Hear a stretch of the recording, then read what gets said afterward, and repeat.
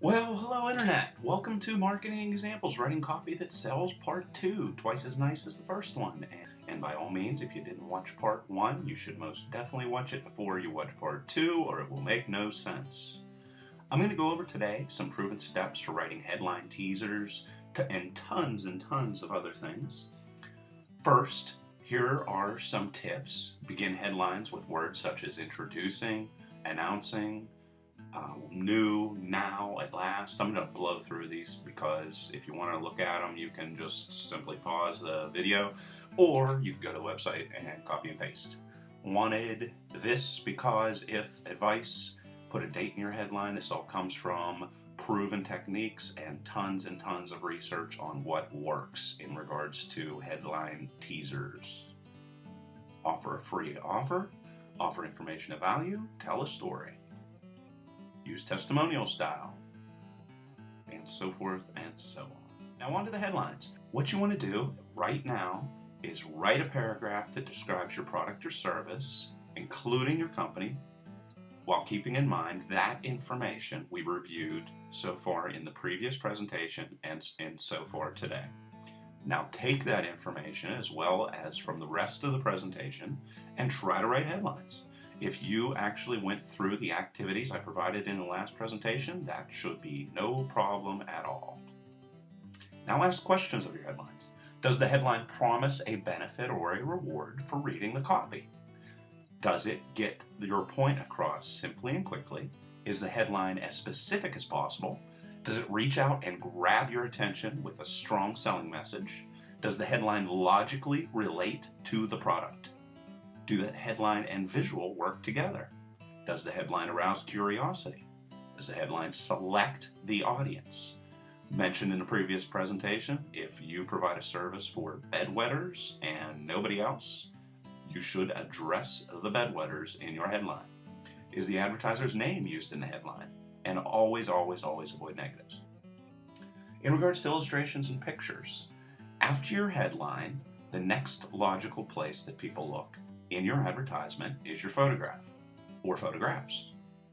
And then what they do is they look at any information that is written that provides more information on the photograph. And then it would move on to the beginning of your copy and then into the body of your copy.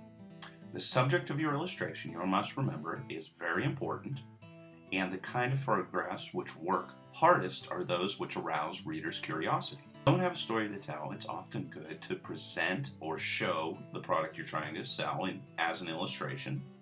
And very recently, a Gallup poll found by studying 70 campaigns that not a single before and after campaign did not increase sales. So if there's any way to fit in a before and after campaign into your presentation, go for it. Photographs also attract more readers than illustrations because they're more believable. The use of characters known to people who may see your advertisement will boost recall. Keep your illustrations as simple as possible. Crowd scenes do not pull attention. Don't ever show human faces enlarged beyond their natural size. Historical subjects have been shown to bore the majority of readers. Do not assume that subjects which interest you will necessarily interest consumers, especially if it's jargon-laden. Full-color advertisements cost 50% more, but pull 100% more people that find them more memorable. So, go color. What are the best pulling photos of all? These are all in order. First off, you must understand men buy products from ads featuring men, and women do as well. Then, the most pulling photograph of all, brides. Then babies, animals, famous people, people in odd costumes, people in odd situations, pictures that tell a story, romantic pictures, catastrophe pictures, news pictures, pictures of Santa Claus or presidents, pictures of the product in use, a close-up picture of the product. Photos pull better than illustrations, make sure you remember that. And the best pulling picture of all is a face looking directly at the reader. Okay, we got the customer to read a headline. Then look at the photograph. Now what? You better have a very dynamic first paragraph. Here are some ways to start off your first paragraph. Use an interrupting idea. Start with a startling statement or a novel twist that breaks through the boredom barrier that often exists in the mind of the reader. A shocker. Closely related to the above, however, more shocking. Newsy. Make a current event statement. Preview. A sentence that briefly previews the copy. Quotation. You know what that is. A story. Begin the copy as if you would a book. So let's say you are trying to sell a product for bedwetters. You might provide a nice catchy headline and then open your paragraph with, she was running down the street. Something was following her. She was trying to get away. She didn't know what to do. Like that. I know, I'm not a novelist. But either way, you basically want to do the opposite of what the headline says and jump right into the middle of the story. You want an example of how to do that in a great way, Reader's Digest. Note, while using the above openings, you must stay on track in regards to your headline. If you catch their eye with the headline, don't lose interest with the disjointed first paragraph. The most important 5% of people are reading your copy, so make sure you don't waste their time. And you must also remember the purpose of the advertisement is to get attention by providing the strongest benefit through the use of the headline and visual, recreate a need for your service in the headline and first paragraph, satisfy the need in the second paragraph, prove your superiority throughout the following paragraphs through the use of testimonials, product comparison, studies, years in business, benefit lists, and at the end of the ad, ask for the order, either by offering a free sample or coupon or some way for them to contact you. Everybody knows the story of Pavlov and how he shook a bell and made his dog salivate. Why did Pavlov choose to use a bell instead of an image? There actually was no reason. It was just the first thing he did, because he later on tested the dog to see if he could make it salivate just by showing it an image, and he did. It salivated when they showed him a simple circle, and then stopped salivating over time by showing him an ellipse. What Pavlov did was he slowly started to make the circle more elliptical and made the ellipse more circular. And what did he do? He confused the dog. You have to understand that the main point of your advertisement is to get people to take action through focused, repetitive actions. Mixed signals, such as Pavlov found with his dog, will only cause the public to totally ignore your advertising. So now what we want to do in an exercise is picture someone you know and write them a letter that describes in detail how excited you are about your new business or your old business. Ask yourself while writing, will the reader understand what I wrote? Does the letter tell them something important, new, or useful? And does this letter influence the reader to buy from me?